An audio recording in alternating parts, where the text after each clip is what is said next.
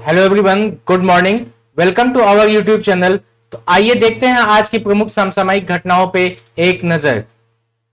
IIT Kanpur ने anti drone तकनीकों के समाधान खोजने के लिए इनोवेशन हब लॉन्च कर दिया है। केंद्र सरकार प्रयोगशाला परीक्षण बुनियादी ढांचे के विस्तार के लिए 324 करोड़ रुपए का निवेश जारी करेगी। भारत सरकार एलआईसी में 2 चरणों में अपने हिस्सेदारी को बेचने के लिए तैयार है। तृणमूल कांग्रेस के सांसद हैं शांतनु सेन, इनको राज्यसभा से निलंबित कर दिया गया है। 46.2% भारतीय ऐसे हैं जो अपने जीवन की गुणवत्ता को खराब मानते हैं। ये एक अध्ययन में हमको पता चला है। जो अगली न्यूज होगी वो लोकसभा में आवश्यक रक्षा सेवा विधेयक, ये बिल पेश कर दिया गया है। ओलंपिक विरोध अधिनियम एक जारी किया गया था। डिजिटल और सतत व्यापार सुविधा पर यूएनईएससीएपी का वैश्विक सर्वेक्षण रिपोर्ट आया है। कैडेट वर्ल्ड चैंपियनशिप में भारतीय पहलवानों ने जीत हासिल की है। बाल गंगाधर तिलक के बारे में भी देखेंगे और साथ में ही हम लोग चंद्रशेखर आजाद के बारे में भी देखेंगे। तो आइए डिटेल में देखते हैं। सबसे जो पहली न्यूज है हमारे सामने कि आईआईटी कानपुर ने घुसपैठ पहचान प्रणाली और एंटी ड्रोन टेक्नोलॉजी साइबर सुरक्षा को लेकर के साइबर सुरक्षा समाधान को खोजने के लिए टेक्नोलॉजी इनोवेशन हब लॉन्च कर दिया है। इसी के साथ में देखते हैं इसके कुछ प्रमुख बिंदुओं को। इसमें 25 अनुसंधान और विकास प्रमुख जांचकर्ताओं और 13 स्टार्टअप का चयन किया गया है। इसी के साथ में साइबर सुरक्षा में अत्याधुनिक तकनीकी के साथ में आम जनता के साथ साथ जो उद्योग हैं और सरकार की जो डिजिटल संपत्तियां हैं उनकी रक्षा के लिए इसको हब बनाने की आवश्यकता पड़ गई थी। आईआईटी कानपुर का एक हब है जिसका नाम है C3I हब। इसने साइबर स्पेस की सुरक्षा पर ध्यान केंद्रित ये करेगा और महत्वपूर्ण बुनियादी ढांचा भी इसमें शामिल होगा। जैसे भारत के कुछ पड़ोसी राज्य हैं, जैसे आपको मालूम है कि पाकिस्तान, चाइना, इनसे खतरों का मुकाबला करने के लिए सरकार को मेक इन इंडिया के तहत साइबर सुरक्षा समाधानों के बढ़ावा देने के लिए यह कदम उठाना पड़ा है। उसी के साथ में देखिए सरकार रेलवे, बैंकिंग, बिजली और दूरसंचार जैसे देश के सभी जितने महत्वपूर्ण क्षेत्र हैं उनको मेक इन इंडिया के तहत बढ़ावा देने की कोशिश की जा रही है। आईआईटी कानपुर का जो हब है जिसका नाम है C3I हब, ये साइबर सुरक्षा स्टार्टअप के लिए एक जीवंत पारिस्थितिकी तंत्र को बढ़ावा देने के लिए प्रतिबद्ध होगा और स्टार्टअप यानी कि नवाचारों के निर्माण पर भी ये ध्यान केंद्रित करेगा। आप देखिए स्टार्टअप के बारे में क्या बताया गया है। जो C3I हब है ये इसके द्वारा समर्थित स्टार्टअप साइबर सुरक्षा, विकासशील सेवाओं और उत्पादों पर कई नवाचार लाएंगे। उसी के माध्यम से भारत के महत्वपूर्ण बुनियादी ढांचे की सुरक्षा के लिए इसका उपयोग किया जाएगा। चलते हैं हम अपने अगले न्यूज की तरफ। केंद्र सरकार प्रयोगशाला परीक्षण बुनियादी ढांचे के विस्तार के लिए 324 करोड़ रुपए का निवेश करेगी। किस चीज के लिए? प्रयोगशाला परीक्षण बुनियादी ढांचे के लिए, जिसमें 42 वायरोलॉजी, कितना 42 वायरोलॉजी अनुसंधान और नैदानिक प्रयोगशालाएं स्थापित की जाएंगी। इसी के साथ में एक केंद्रीय योजना के तहत यह प्रोग्राम स्थापित किया गया है जिसके तहत 324 करोड़ रुपए खर्च होंगे। अब आइए देखते हैं इसके कुछ प्रमुख बिंदुओं पर। भारतीय चिकित्सा अनुसंधान यानी कि ICMR के स्वास्थ्य अनुसंधान विभाग के अंतर्गत ये आएगी। इसी के साथ में इसका जो प्राथमिक उद्देश्य है वो महामारी के प्रकोप के दौरान जो वायरस की समय पर पहचान हो जाए, जिसकी वजह से समय पर पहचान होने के बाद हमको एक डेटा मिल जाएगा और डेटा मिलने के बाद जल्दी से जल्दी नैदानिक स्थिति में यानी कि निदान करने के तरफ हम लोग मानव जीवन को बचाने के लिए उपाय कर सकेंगे, जिसके लिए व्यय वित्त समिति यानी कि एक्सपेंडिचर फाइनेंस कमेटी ने 13 में यानी कि 2013 में इतने करोड़ रुपए 646.83 करोड़ रुपए की अनुमानित लागत के साथ में इस योजना को मंजूरी दे दी थी। उसी के साथ में अगर आगे देखें, व्यय वित्त समिति के बाद में आती है हमारी स्थायी वित्त समिति। इसने 2017-18 में लगभग 488.5 करोड़ रुपए की अनुमानित लागत के साथ में 2017 में इसको मंजूरी दे दी थी और आगे चल करके इस योजना को 1 वर्ष के लिए बढ़ा दिया गया और 31 मार्च 2021 इसकी डेट रख दी गई थी। अब उसी में देखिए इस योजना का लक्ष्य क्या है। इस योजना के लक्ष्य में देखें तो 160 प्रयोगशालाओं की बात की गई थी स्टार्टिंग में, सबसे पहले जब प्रारंभ हुआ कि इस योजना का लक्ष्य 160 प्रयोगशालाओं का त्रिस्तरीय नेटवर्क स्थापित किया जाएगा। आगे चल करके इसमें चेंजेज आते हैं और लक्ष्य को घटा करके 125 वायरल अनुसंधान और नैदानिक प्रयोगशालाओं तक इसको घटाकर कर दिया गया और 31 मार्च 2021 तक देखें तो 124 VRDL का एक नेटवर्क स्थापित कर दिया गया है। अब देखते हैं अपने अगले न्यूज पे। भारत सरकार LIC में 2 चरणों में अपनी हिस्सेदारी बेचेगी। अब बेच करके कुछ ना कुछ ये राशि इकट्ठा करना चाहती है सरकार, इसीलिए ये कदम उठा रही है। विनिवेश इसको कहते हैं। अब इसमें देखिए देखते हैं प्रारंभिक सार्वजनिक पेशकश के माध्यम से, यानी कि अगर अर्थव्यवस्था के जो अर्थशास्त्र के वर्ड्स में अगर यूज करें तो IPO जिसको कहते हैं इनिशियल पब्लिक ऑफरिंग, प्रारंभिक सार्वजनिक पेशकश के माध्यम से भारतीय जीवन बीमा निगम 10% हिस्सेदारी नहीं बेच सकती है, बल्कि इसके बजाय 5 या 6% बेचने का विकल्प चुन सकती है, जिसके बाद दूसरी सार्वजनिक पेशकश होगी। तो एक बार में कितना बेच सकते हैं? 5 या 6 ही बेच सकते हैं। एक बार में 10% की हिस्सेदारी नहीं बेची जा सकती है प्रारंभिक तौर पर। तो इस तरीके से 2 बार वो अपनी हिस्सेदारी 2 चरणों में भारत सरकार बेचेगी। अब देखिए प्रमुख जो बिंदु हैं उस पर नजर डालते हैं। इसका जो मूल्य है लगभग कितना 12 से 15 ट्रिलियन होगा। 12 से 15 ट्रिलियन। 10% हिस्सेदारी बेचने का मतलब यह होगा कि लगभग 1.2 लाख करोड़, ठीक है, इससे लगभग 1.5 लाख करोड़ रुपए तक इसकी अनुमानित राशि हो सकती है। जोमेटो का एक IPO आया था। जोमेटो वही है जिससे हम लोग अपना खाने पीने का सामान मंगाते हैं, ठीक है, जोमेटो।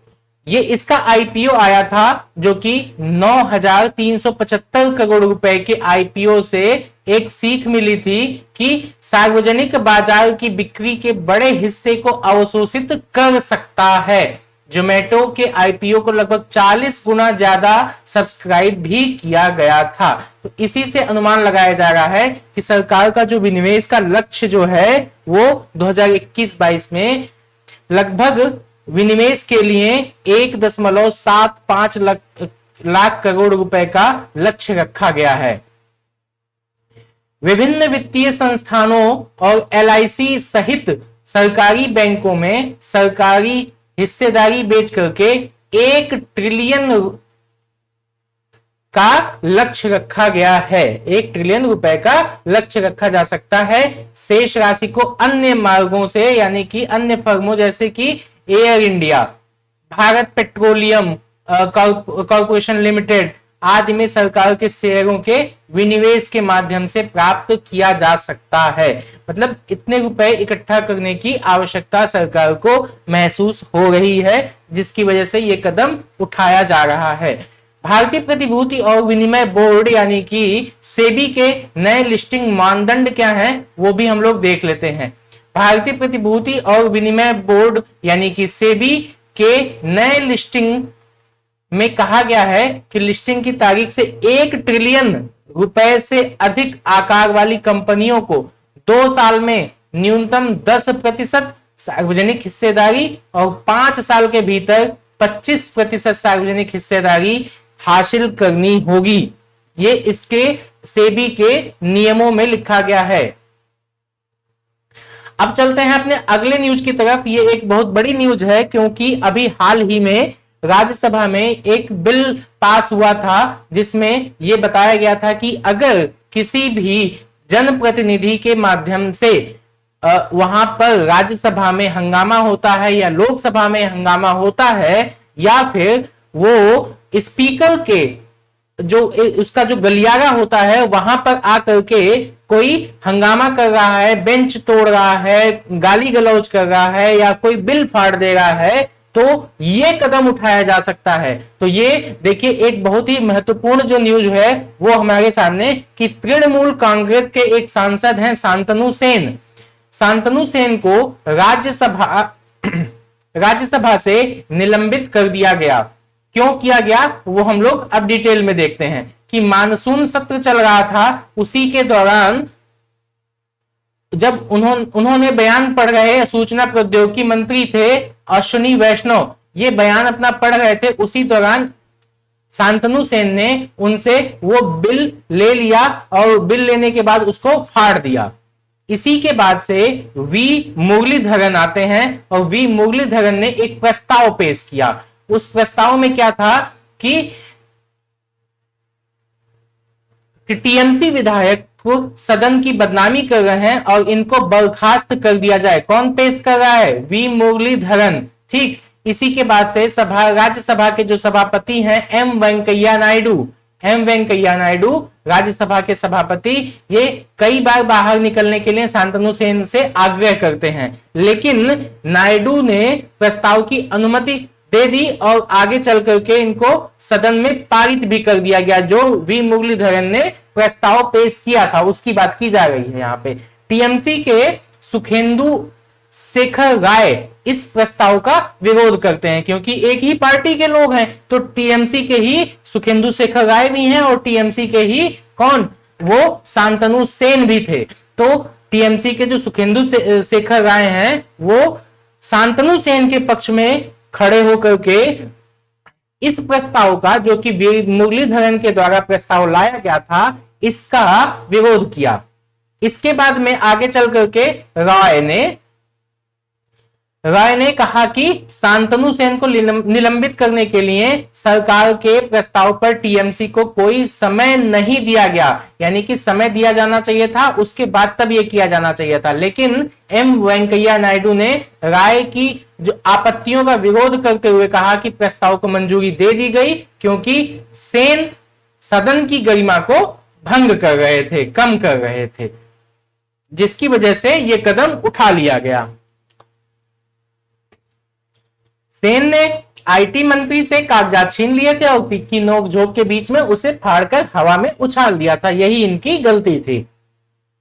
शांतनु सेन को किस कानून के तहत निलंबित किया गया है, आइए उसे भी हम देख लेते हैं। सबसे पहली चीज कि सरकार ने नियम 256(2) के तहत यह कदम उठाया जिसकी वजह से टीएमसी सांसद को निलंबित करने की मांग की गई थी। और सभापीठ के अधिकार की अवहेलना करने पर व्यवधानों के माध्यम से परिषद के नियमों का दुरुपयोग किए जाने की वजह से उसे राज्यसभा के सभापति के सहमत होने पर शेष संसदीय सत्र के लिए सदन से निलंबित किया जा सकता है। तो ये एक जो है सरकार के जो नियम 256(2) के तहत ये चीजें लिखी गई हैं।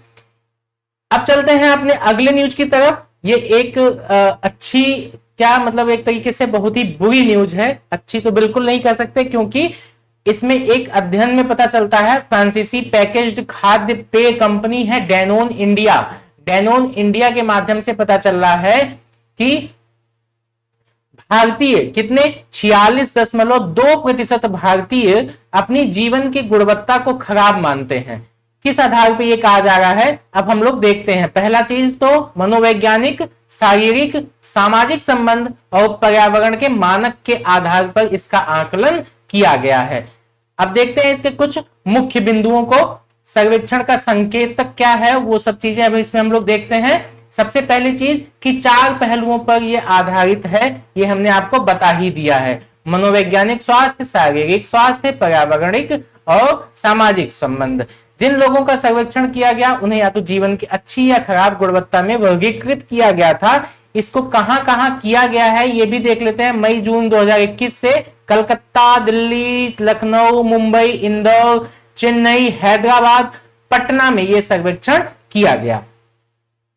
30 से 50 आयु वर्ग के महिलाओं और उसी के साथ में पुरुषों को भी शामिल किया गया था। ऐसा नहीं कि केवल महिलाओं के साथ ही किया गया, पुरुषों के साथ किया ही नहीं गया, उनके साथ भेदभाव हो गए।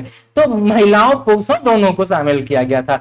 रिपोर्ट के निष्कर्ष क्या निकलते हैं वो भी हम लोग देख लेते हैं। अब रिपोर्ट के निष्कर्ष में भारतीय वयस्कों में से लगभग एक, मतलब 2 अगर जो है भारतीय वयस्क हैं उसमें से कोई एक बंदा जो है इससे अपनी जीवन की खराब गुणवत्ता को लेकर के सूचना दे रहा है।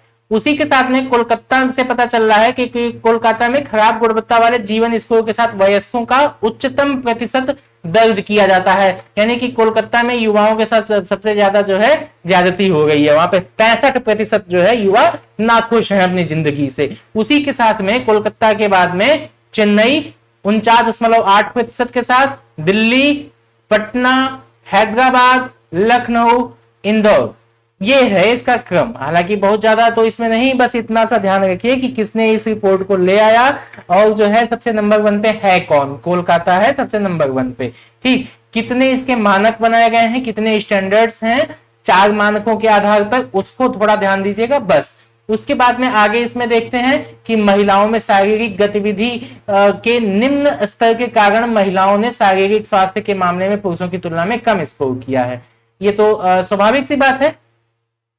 उसी के साथ में उम्र, लिंग, कार्य और सामाजिक आर्थिक स्थिति के आधार पर स्कोर कैसे भिन्न होते हैं, इस स्कोर पर का महामारी का प्रभाव क्या पड़ता है इस स्कोर पर। अब देखिए उसको भी कि लोग अपनी शारीरिक स्वास्थ्य की स्थिति को कैसे समझते हैं, साथ में ही अधिक ध्यान देने और लोगों को अधिक संतुलित जीवन शैली अपनाने के लिए प्रेरित किया जा सकता है।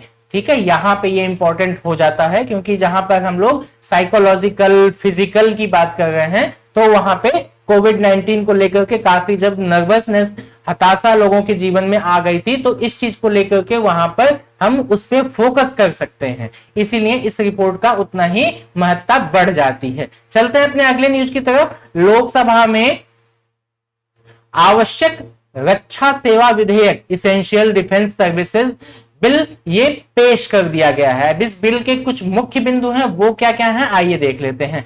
सबसे पहली चीज कि देश भर में सरकारी स्वामित्व वाली जो आयुध कारखाने हैं यानी कि ऑर्डिनेंस फैक्ट्रीज हैं, वहां पर कर्मचारियों के हड़ताल पर जाने से उनको रोकने के लिए उद्देश्य से ये बिल लाया गया है। अब इसमें क्या कहा जा रहा है कि सशस्त्र बलों को उन्नत युद्ध क्षेत्र गियर से लैस करने में आत्मनिर्भरता के लिए रक्षा के लिए उपकरण की आवश्यकता पड़ेगी ही, हार्डवेयर की आवश्यकता पड़ेगी ही। ये सब इसेंशियल सर्विसेज हैं जिसकी वजह से इसमें लगे हुए लोगों को हड़ताल पर जाने से रोकने के लिए ये बिल लाया जाता है। उसी के साथ में देखिए रक्षा की तैयारी के लिए निर्बाध आपूर्ति होती रहे। अगर मान लीजिए किसी देश के साथ हमारा युद्ध स्टार्ट हो गया भारत का, तो जो ये लोग हैं यानी कि इस फैक्ट्री में, ऑर्डिनेंस फैक्ट्री में जो कर्मचारी हैं काम करने के लिए, अगर वो हड़ताल पे ही चले जाएंगे तो अगर किसी देश से युद्ध होने पे तब तो ये फिर एकदम से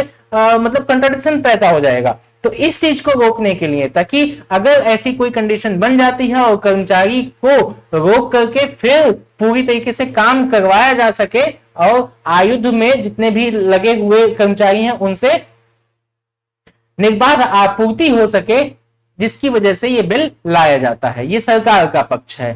अब इसमें देखिए आगे की कुछ और बातें, जैसे यह विधेयक सरकार को किस क्षेत्राधिकार की अनुमति देता है। सरकार को क्या अनुमति मिल जाएगी कि आवश्यक रक्षा सेवा घोषित कर सकेगी सरकार, और उसी के साथ में यह विधेयक देश की किसी भी आवश्यक रक्षा सेवाओं में हड़ताल और लॉकआउट पर भी रोक लगा देगा। अब इसमें देखिए इस विधेयक को पेश करने की आवश्यकता क्यों महसूस हो गई है, ये तो आपको पता चल ही गया होगा कि क्यों महसूस हो गई है। कारखानों की सेवा करने के लिए, जवाबदेही और दक्षता में सुधार के लिए, प्राथमिक उद्देश्य से यह विधेयक पेश किया जा रहा है जिससे हड़ताल पर जाने से राष्ट्र की रक्षा सेवाओं को बाधित ना किया जा सके। हमने आपको बताया है कि अगर किसी देश के साथ युद्ध हो गया, कुछ ऐसी घटना घट गई और यहां के कर्मचारी यानी कि ऑर्डिनेंस फैक्ट्री के कर्मचारी अगर हड़ताल पे चले गए हैं या किसी कारणवश वो काम पे नहीं आ रहे हैं, तो फिर वहां पे समस्या खड़ी हो सकती है। इसीलिए निर्बाध आपूर्ति करने के लिए यह बिल लाया गया। अच्छा, इससे प्रभावित कौन होगा? 70,000 कर्मचारी इससे लगभग प्रभावित हो जाएंगे, क्योंकि देश भर में कितने टोटल 41 आयुध कारखाने कार्यरत हैं, जिसमें से कर्मचारियों का कहना है कि वो लोग इससे नाखुश हैं और उनकी सेवा और सेवानिवृत्ति की शर्तें प्रभावित हो जाएंगी इससे। वहीं पर सरकार कहती है कि नहीं, इससे कुछ ऐसा नहीं होगा, इसीलिए सरकार इसको आश्वासन दे रही है कि OF-20 यानी कि ऑर्डिनेंस फैक्ट्री जो बिल लाया गया है उसके लिए भी बात की जा रही है कि निगमीकरण के बाद भी यह प्रभावित नहीं होगा। चलिए अब चलते हैं अपने अगले न्यूज की तरफ। इसमें यह बताया जा रहा है कि ओलंपिक विरोध नियम, अभी हम लोग देख रहे थे ओलंपिक के बारे में, वैसे भी कल की न्यूज में आपने देखा होगा कि चानू ने रजत पदक जीत करके भारत के लिए एक गर्व का विषय बना दिया है।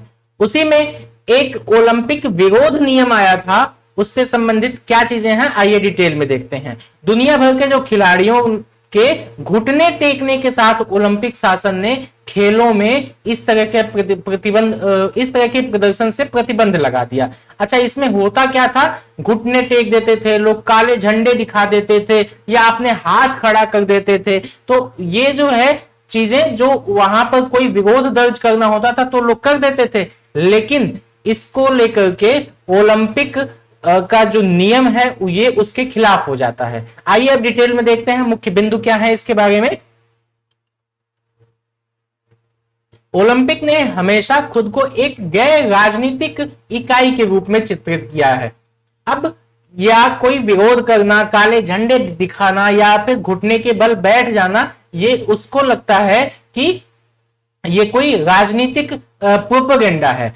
इसी को दूर करने के लिए उसने ऐसा नियम बनाया हुआ था कि नहीं, ऐसा नहीं होना चाहिए। ओलंपिक में अगर कोई ऐसा करता है तो उसको परिवीक्षा पर रख दिया जाएगा या साल भर के लिए निलंबित कर दिया जाएगा। इस तरीके से नियम बनाए गए थे। अब देखते हैं इसमें जो खेल और एकता के आधार पर देशों को एक साथ लाता है, जो गैर राजनीतिक इकाई के रूप में चित्रित कर रहा है। तो ओलंपिक क्या है? जो देशों को, सभी देशों को एक साथ लाने की पूरी कोशिश करता है। होता भी यही है, इसीलिए खेलों में प्रचार पर प्रतिबंध लगा दिया गया है। अब देखिए इसमें अमेरिकी स्प्रिंटर्स जॉन कार्लोस, ठीक है, अमेरिकी स्प्रिंटर्स जॉन कार्लोस और टॉमी स्मिथ ने अपनी ये काली दस्ताने वाली मुट्ठी उठा दी थी इन्होंने, जिसकी वजह से उनका जो राष्ट्रगान वर्ष था 1968 में मैक्सिको सिटी ओलंपिक में बजाया गया था।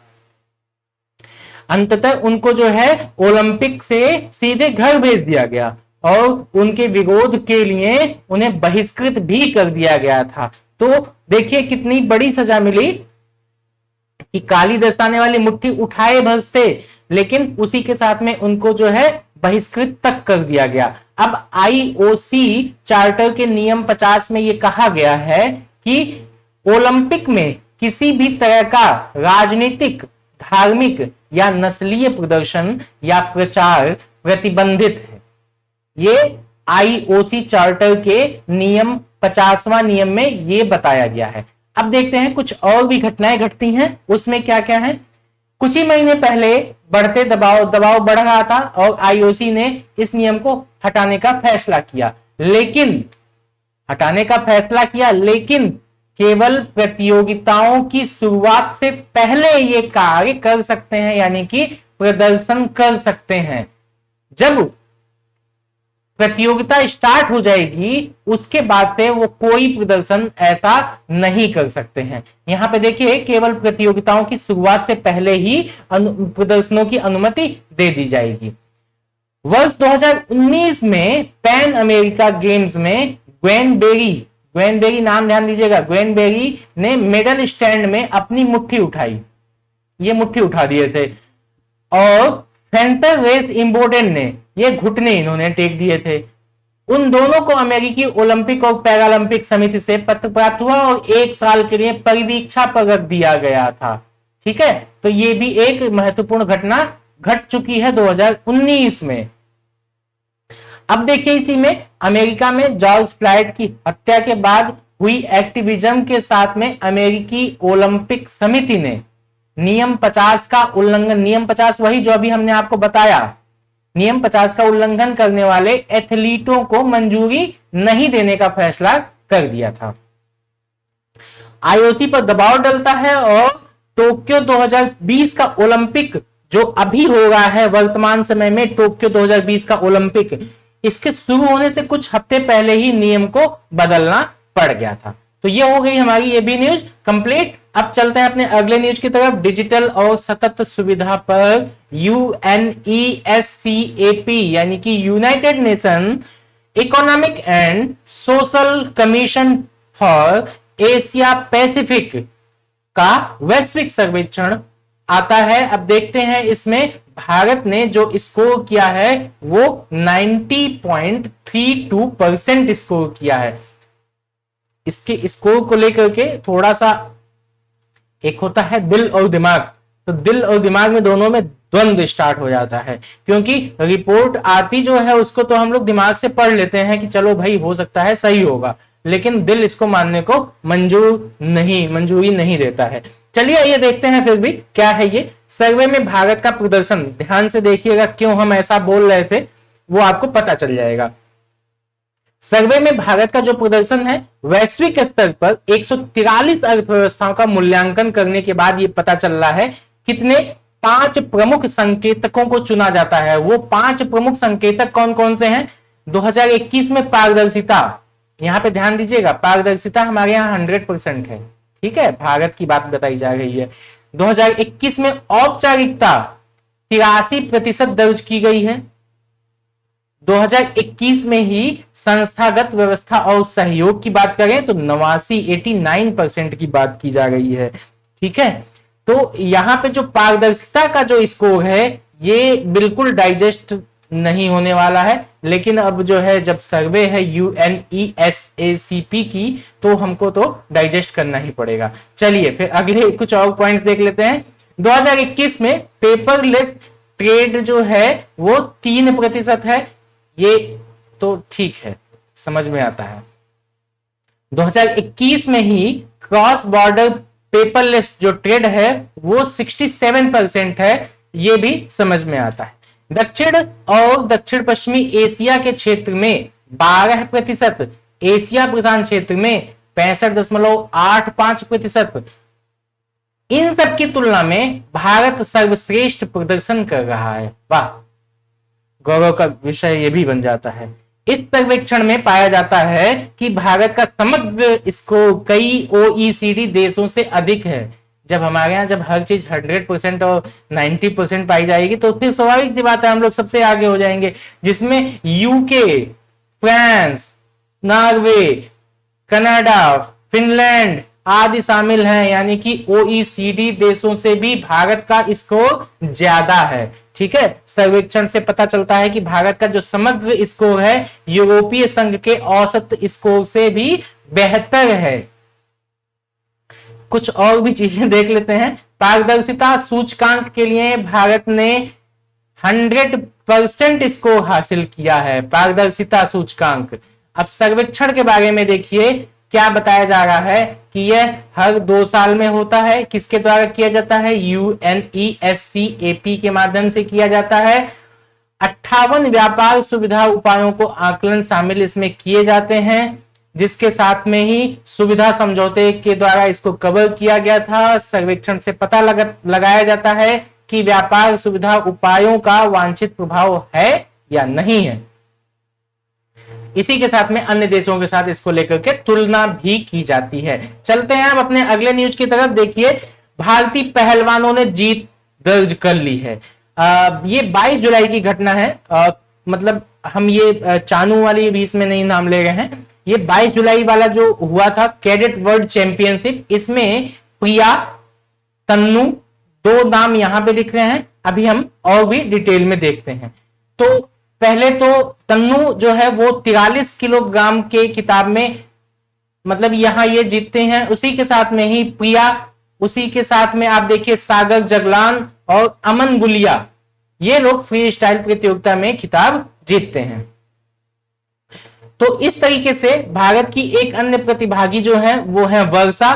तो ये पांचों लोग यहां पर जीत रहे हैं। इसी के साथ में कुछ और भी अब हम देख लेते हैं, कैडेट विश्व चैंपियनशिप है क्या चीज।